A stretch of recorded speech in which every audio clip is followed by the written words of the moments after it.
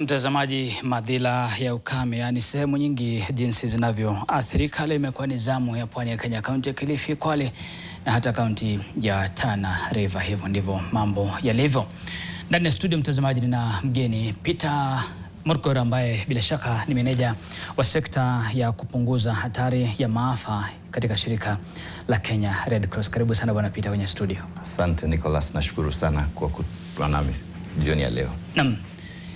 Hiyo taarifa ambayo tumeicheza ndio hali ilivyo katika sehemu nyingi. Tumekuwa tukifanya hizi taarifa, sasa hivi imeingia wiki ya pili na sehemu nyingi sana zimeathirika. Kwa mfano, kufikia sasa tunazungumzia idadi ya watu wangapi ambao wameathirika na ukame? Mwanzo Nicholas, niruhusu kwanza kutoka shirika la Msalaba Mwekundu na wengi ambao tunafanya kazi ya kibinadamu kuwashukuru sana vyombo vya habari, wanahabari kwa kazi nzuri ambayo mwafanya kuangazia hali ilivyo. Naam. Wajua wengi walio kwenye sehemu ambapo kuna mito, kuna maji, kuna mazingira yaliyo afadhali, hawawezi wakaamini zile picha zinazoonekana ni kweli. Naam. So mwanzo ni kongole kwenu kwa kuhakikisha mnaangazia mambo haya na mmeangazia kwa undani sana. Tunaongelea kwamba ni kadri ya watu milioni 3.3 ambao sasa wanahitaji chakula kwa hali ya dharura. Kuna tena ukiangalia hapo kuna watoto 200,000 ambao sasa wanakumbwa na utapiamlo kwa hali ya juu yaliyo na makali sana. Akina mama ambao wako ni 8.10 ambao ni watoto, 200,000 ambao ni akina mama katika ile hali ya kunyonyesha ambao wanaweza kuzalisha wanakumbwa na utapiamlo. Ukiangalia pia wale ambao wanahitaji maji kwa dharura, umesikia, inasikitisha ukisikia mtu anaongea, mzee baba mwenye nyumba anaongea kusema inabidi afiche maji kutoka kwa mifugo. Hivi ndivyo hali ilivyo. Sasa sio tena kusema ati ni nini kuficha maji ili mifugo yasiweze iko hivyo. Sasa watu wanaanza kutembea zaidi ya kilomita 7. Duniani kwa jumla ile mwendo watu wanaruhusiwa kutembea inakubalika ni karibu kilomita 3-4 ikienda sana 5, lakini sasa tunaona zaidi ya kilomita 7. Na hata hivyo wakifikia maji sio kwamba ni maji nzuri, maji yanayo mahathari. Hapo awali nafikiri mliona ikiangaziwa kwamba kuna maji kutoka visima ambavyo yanasababisha madhara. Umemsikia gavana wa Tana River akiongea mambo ya kipindupindu, mambo za hatari za ugonjwa za kiuma ama public health kwa mfano. So hali hii ni ya kutatanisha kwa sasa na inabidi serikali na washikadau wengine kuingilia kati. Naam. Na unajua mojawapo wa kaunti ambazo ni kaunti ya Kitui, mwenzangu Electron Odera akafanya taarifa. Sasa wenyeji wanaanza kutafuta tope na kutumia mti fulani wa kiasili kuyasafisha ama kuunda maji ili kutumia ule mti na kuyasafisha kwa ajili ya matumizi. Angekuwa hapo hapa studio Lofty Matabo angesema bamba mambo si bamba, kwa sababu hali ni mbaya kama ulivyotaja, yule mzee ametoka eneo hilo la Bamba. Na pengine nyie kama shirika la Msalaba Mwekundu, yani Red Cross, ni hatua zipi ambazo umechukua kufikia sasa, msaada ambao mmetoa pengine kwa maeneo mbalimbali?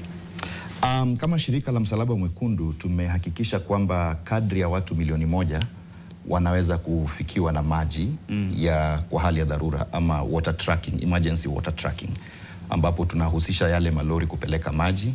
Tumeshirikiana na serikali kuu kupitia idara ya programu maalum ama special programs kujaribu kuhakikisha kwamba watu wanapata, na National Drought Management Authority, kwamba kuhakikisha kwamba maji yanachimbwa, kuhakikisha kuna visima yanawekwa vyombo ambavyo viweza kupiga ama kupump yale maji ili watu waweze kufikia. Tumepata pia kuweza kupeleka vyakula kwa kadri ya manyumba 63,000 na pia vyakula vya shule. Tunaelewa kwamba elimu ni muhimu. Wale watoto tunataka wazidi kuketi shuleni. So kadri ya 8,000 mashule yameweza kufikiwa na vyakula vya shule ama wanaita supplementary feeding programs.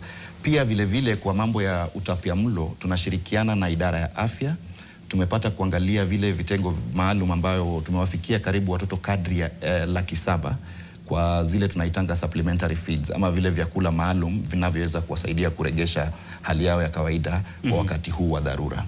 Na tunaendelea pia kama kuwa kipaumbele kama shirika la Msalaba Mwekundu kwa kujaribu kupiga jeki serikali, kushirikiana na washikadau wengine na kushirikiana na jamii wenyewe kuhakikisha kwamba kuna mikakati. Kuna yule mwenzetu aliye Kilifi, Kauthar, ambaye aliongea pale akisema pia tunajaribu kuhakikisha kushirikiana na idara ya hali ya hewa kuhakikisha kwamba jumbe zinawafikia watu na kujaribu kupata mbinu mbadala.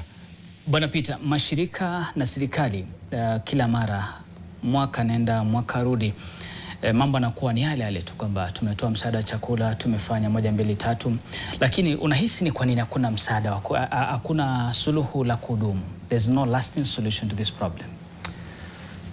Itakuwa ni muhimu tuelewe, na ni swala nyeti ambapo kila wakati tunalizungumzia. Nakumbuka pia mwaka jana kulikuwa na swala hilo.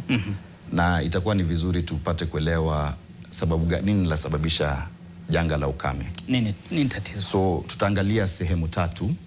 Kuna ile kwa kimombo tunasema natural climate variability, ambapo ni mazingira hatari yanayosababisha mabadiliko ya tabia nchi.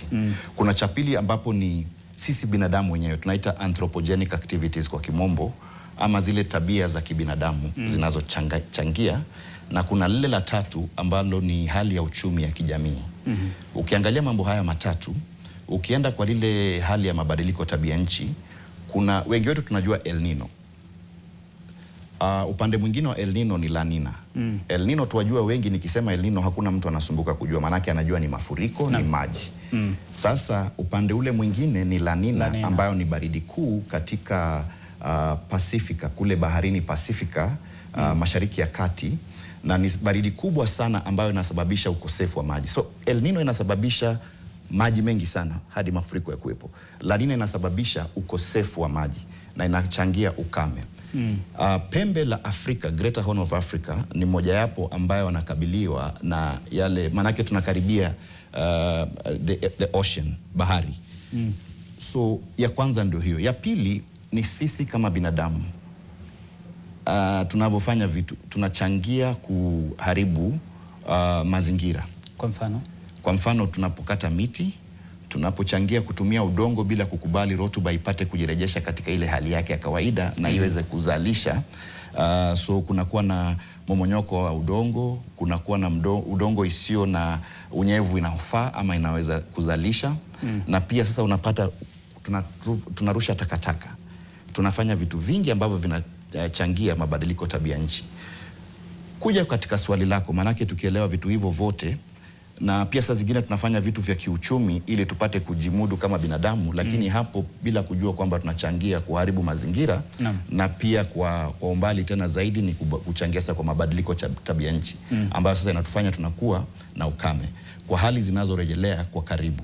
Kitambo tulikuwa tunaweza kusema ukame kwa miaka 5, miaka 10, lakini sasa kila baada ya mwaka mmoja, kila mwaka mmoja, na saa zingine tunaenda kama 3 mara 3. Na pengine Mola akituweka hai, tusijipate hapa katika huu mjadala tena mwaka ujao. Nini kinahitaji kufanyika tena kwa haraka?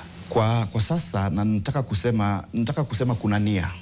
Kulingana na zile miaka nimekuwa nikifanya kazi katika shirika la Msalaba Mwekundu na kushirikiana na serikali, sasa tuko katika hali ya nia. Mwanzo tunatakana mikakati ama ile Disaster Risk Management Bill iko tayari, ambapo sasa imepigwa jeki sana, iko katika hali haijawahi kuwa hapo awali, tukiwa na policies ama sheria ambazo zinatusaidia. Cha pili ni kwamba tunatakana kuweka miundombinu ambazo zina uthabiti. Cha tatu tunatakana tuangalie uwekezaji wa maji, rasilimali zinazowekeza maji. Mabawa, tuangalie ni vipi tutatengeneza mabawa ili tuweze kuwekeza maji. Na cha 4 tujaribu kuangalia agriculture isiyotegemea mvua peke yake. Wajua sisi sana sasa tunategemea mvua, lakini ni vipi tunaweza enda mambo ya kunyunyizia mimea maji na kujaribu kupanda pia mimea yanayoweza kustahimili mabadiliko tabia nchi na ukame. Na hapa tunazungumzia kaunti zipi ambazo zimeathirika sana? Kulingana na utafiti ambao tulifanya hivi punde mwaka huu wa Februari ikianza, tukishirikiana na National Disaster Management Authority, Drought Management Authority, samahani, ikiwa imeongozwa na idara ya Special Programs, ni kwamba counties kama 10 zimeangaziwa kuathirika zaidi, na 4 ziko kipaumbele. Ukiangalia Mandera, uangalie Wajir, uangalie Kwale na uangalie Kilifi zimeathirika sana, na Tana River inafuatia kwa ukaribu. Garissa? Garissa pia iko, unajua naenda kwa ile vile imepangwa. So unapata kuna kuja sasa kina Garissa, kina Isiolo, Tana River wametajwa, kina Kitui ambao wanafuatilia hapo. Alafu pia unapata sasa kwa karibu, na sasa hali imeanza kuzorota zaidi tena, zile kaunti 23 ambazo zinajulikana kuwa wana hatari za ukame, kwa kimombo wanasemanga the ASAL counties. Naam. Na mwisho kabisa, kwa nini kila wakati tukifanya hizi taarifa napata kwamba wanaoathirika zaidi na wanawake na watoto? What science is behind that? Yeah, wajua si hata mambo ya sayansi, ni jinsi tunafanya mambo yetu, tunajipeleka mambo yetu katika kitamaduni. Utapata kwa mfano kukiwa na ukame, ni baba ama wanaume na vijana ndio wanaondoka na mifugo wakienda mbali kutafuta maji. Ile ng'ombe labda ilikuwa ndio inatoa maziwa kwa kina mama, labda nyama kwa kina mama wapate, lakini sasa ameondoka. Anaenda kuchota maji ni nani? Mama watoto. Ama watoto ama msichana. Na vijana pia siku hizi walio shuleni wanaanza kuathirika. Sasa unapata ni wao ndio wako pale mbele katika mstari wa mbele. Wanaume ndio wanakabiliwa kivingine, lakini wanaweza kustahimili. Hiyo ndio sababu changio kubwa kwamba wanapoondoka kwenda na mifugo kutafuta hali iliyo afadhali ama afueni kwa mifugo, wale wanabakia kule nyumbani na watoto na hali isiyo hali. Naam.